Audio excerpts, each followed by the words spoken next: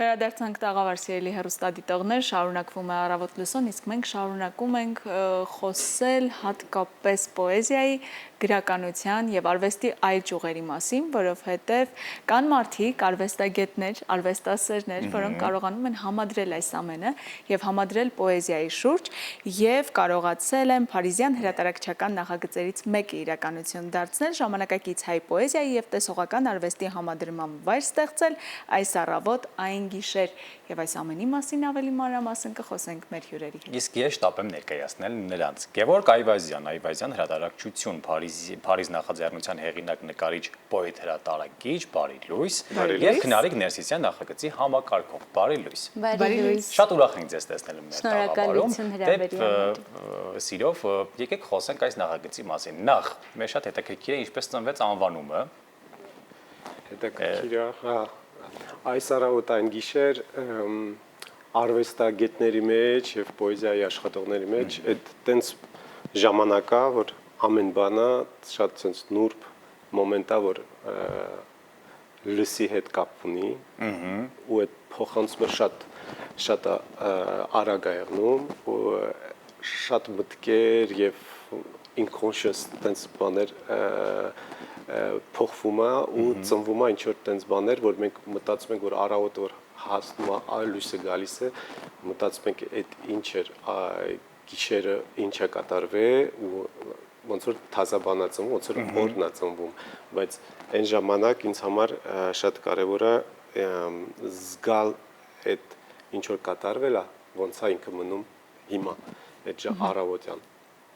Եթերից առաջ մեր հյուրերի հետ զրուցում էինք այն մասին, որ կարծես վերջին շրջանում բոլորս ունենք երևի այդ պոեզիայի պակասը մեր կյանքում ու դա է նաև պատճառը, որ շատ արվեստագետներ անկախ ոլորտից այս դեպքում իրենց ստեղծագործությունների հիմքում դիտարկում են հենց բանաստեղծությունը, պոեզիան։ Եվ ինչպես եղավ գաղափարը համադրելու պոեզիան այս դեպքում փորագրանկարների հետ, որովհետև գիտենք ցուցահանդեսին անակնկալներ են սպասվում։ Իսկ ցուցահանդեսի մեկնարկը տրվում է հենց այսօր։ Այո։ Ես մի քիչ ավելի սենց վաղ շրջանից սկսեմ, ոնց ձևավորվեց նախագիծը, ոնց որ անունն է, հա, այդպես հանդիպում կա, չէ, առավոտվա եւ գիշերվա, այդպես էլ էս նախագիծը հանդիպման մասին էր նախ եւ առաջ, մինչեւ գիրք կդառնար, մինչեւ տող կամ բառ կդառնար, ինքը մի սիրուն հանդիպման մասին էր, ինչպես նշեցիք փորագրանկարների մասին, ես մի քանի տարի առաջ անում էի արվեստի փառատոն եւ հյուրերից մեկը Արման Վահանյանն էր, ով հենց գեղարվեստական տպագրության ոլորտի լավագույն արտիստներից է։ Եվ երբ խոսեցինք միջավայրի մասին, դպրոցի մասին, ներկայացրեցի նաև մեր արվեստի կացարանը եւ ասելով, որ եթե կլինեն նախաձեռնություններ պատրաստ եմ ընդունելու։ Այդպես բացվեց մյուս դուռը, հանդիպումը եղավ Գյոմ Թումանյանի հետ, ով այս նախագծում շատ կարևոր դեր ունի, ինքն էլ է Փարիզից եւ մենք կազմակերպության հիմնադիրն է կամ շարունակությունը պահպանողը, ժառանգությունը, որովհետեւ 1855 թվականից Ֆրանսիայում մոտ 200-ի չափ տպագրություն ենք մենք ունեցել պարբերականներ եւ մենք դրանցից մեկն է եղել եւ այդ նախաձեռնությունը այդպես ապրում է մինչ այսօր եւ մենք կարծես այդ հանդիպման շարունակությունն ենք ապահովում այս նախագծով եւ արդեն հաջորդիվ Գյոմի հետ եկավ Գևորգ Այվազյան, Ալին Դերդերյան, Պիեր Աղակիկյան, ովքեր որ կան հենց այս գրքում։ Մի մասը որպես արտիստներ, Գևորգը եւ արտիստ եւ որպես բանաստեղծ, Ամելիա Ադամոնով հայ չէ, ֆրանսիացի է, բայց գիրքը հենց սկսում է նրա ստեղծագործությամբ Հայաստան։ Այդպես ձևավորվեց այս նախագիծը ու կարծում եմ սա դեռ մեր առավոտն է, մեր սկիզբն է, խորությունը շարունակության մեջ անպայման կտեսնենք։ Պլատֆորմ է, հարթակ է, որը կբացի նոր հնարավորություններ։ Մենք գիտենք, որ գիրքը հրատարակվելու է արևմտահայերեն, արևելահայերեն եւ ֆրանսերեն։ Մի փոքր էլ սրա մասին եկեք խոսենք, ինչու այսպես եւ կա միտք, որ նաեւ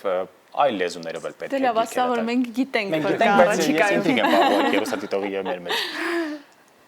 Մեր համար շատ կարևոր էր, դե մենք Ֆրանսիայում ավելի շատ արևմտյան հայերեն խոսում, դիասպորայում,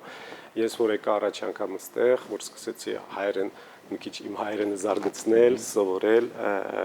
շատ շուտ հասկացա, որ շատ կարևոր է այս գիրքը լինի համ ոնց որ ասած քնարիկը պլատֆորմ, դիալոգ լինի արվեստագետների եւ պոեզիայի մեջ, բայց լեզուների մեջ էլ ու թարգմանությունները շատ է կարևոր, որ մենք գիրք ենք անում, այդ ոնց ենք թարգմանում եւ պոեզիան ես կարծում եմ չենք կարա ամենը մարդ չի կարա թարգմանի, որ պոեզիան թարգմանելուց պետք է եղնես մի քիչ պոետ ու հենց այս կապը շատ կարևոր է, որ այս դրսի ով որ պոետները կան, ես նկատել էի, որ շատ քիչ գիրք կա, որ դե երկու լեզուն մի գրում են, հանդիպումն են, ու որ մեր պրոյեկտի սրտում մեջում են կենտրոնացել են կամուրջնա, պլատֆորմնա, դիալոգնա, իրար մեջ կապելնա, տարբեր ձևով չէր կարելի անել այդ։ Սա նաև կարծես հանդիպում լինի հայ-ֆրանսիական մշակույթների, բոլոր առումներով մշակույթների, հա, ոչ միայն գրականության, այլ նաև նույն թարգմանական արվեստի, նկար որպես նկարչական իրենց ձեռագրով փոխանակվելու։ Ինչպես եղավ այս գաղափարը, որ օրինակ ֆրանսիացի ստեղծագործողի առաջին բանաստեղծությամբ Հայաստան պիտի սկսվի, ինչպես ընտրվեցին այս ստեղծագործությունները, ինչ դրամաբանություն կա այս գրքի առաջինից մինչև վերջին էջերում։ Քանի որ նշեցի հանդիպման մասին,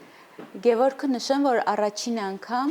2 տարի առաջ է եղել Հայաստանում։ Մինչ այդ չի եղել եւ երբ որ եկավ ու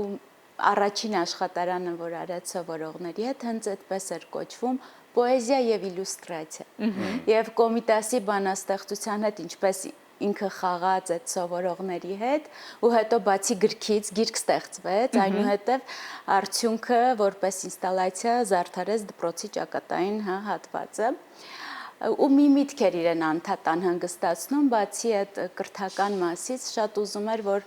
անպայման պոետների հետ հանդիպում լինի, ծանոթանա ժամանակակից հայ ստեղծագործողներին, որովհետև այդ միտքը իրեն հանգիստ չէր տալիս։ Ու այդպես հաջորդիվ հանդիպումների Հայաստան գալով այդ միտքը ինձ էլ էր վարակել եւ ես ուզում էի, որ անպայման կարողանամ օգտակար լինել այդ հարցում։ Մենք հայտնվեցին գրականագետ Բանասեր Հայկ Համբարձումյանի սենյակում, հրատարակչությունում եւ արդեն անցանք հաջորդ փուլերին ընտրելով այն պոետներին, ովքեր որ արձագանքեցին։ Իդեպ նշեմ, որ եղան գրքում այնպիսի ստեղծագործություններ, որ հենց ծնվեցին այս նախաձեռնության համար։ Այսինքն առաջին անգամ ընթերցողը կծանոթանա այդ գործերին։ Եվ զուգահեռ, քանի որ մենք Գևորգը եւ մենք կազմակերպության անդամ է եւ նաեւ արդեն մենք աշխատել էինք այդ արտիստների հետ, նրանք էլ արդեն զարդարեցին հատուկ հենց այս հրատարակչության համար ստեղծվեցին այդ գեղարվեստական տպագրության գործերը ու ավանդական ձևաչափով, հա, այդ նկարները ավանդական ձևաչափով տպվեցին։ Դա եզակի է։ Եթե խոսենք նաև պոեզիայի մասին, որպես թե ստեղծագործող, թե վստահաբար շատ պոետների ստեղծագործություններ կարդացած, ինչով են տարբերվում մերօրյա ժամանակակից հեղինակները Հայաստանում եւ Ֆրանսիայում, իրենց բարձրաձայնած խնդիրները, հարցերը, ինչն է հուզում այսօրվա ստեղծագործողներին այստեղ եւ այնտեղ։ Մի խոսքով ասեմ, ամենտեղ պոետ դժվար է լինել ու ես կարծում եմ ինչա կատարվում երկիրում մեր ոնց ասում environment աշխարհում բայց էդի պոետը շատ նուրբ զգացողություն ունի ու էդի այդ մի բանը ես տենում եմ համանդե համաստեղ էդի կա բայց ինչ որ լեզվի հետ է կապած ռիթմով բանով աստեղ չգիտեմ կարող որ ինձ համար այս թազա ճանապարհը արմատների ճանապարհը զգում եմ որ ուժ կա որ ես այդ ուժը զգում ել չեմ զգում այսօրվա օրով մեր մոտ Ֆրանսիայում որ շատ դժվար է գտնել խի եմ ասում դա որ պոեզիան գալիս է որ ինչ որ կոմֆորտ չկա կոմֆորտ չկա ինչ որ դժվարությունների բան անցնում ենք մենք էդի որ էլ բարձուն ենք պոեզիան մեզի օգնում է գալիս է ու այդ Ասելիքապերին։ այդ տեղը, որտեղ մենք ապրում ենք, շնչում ենք, որ ամեն ինչ լավ է, Ավելի դժվար է։ դժվար է գտնել այդ նուրբությունը, այդ կոնկրետ,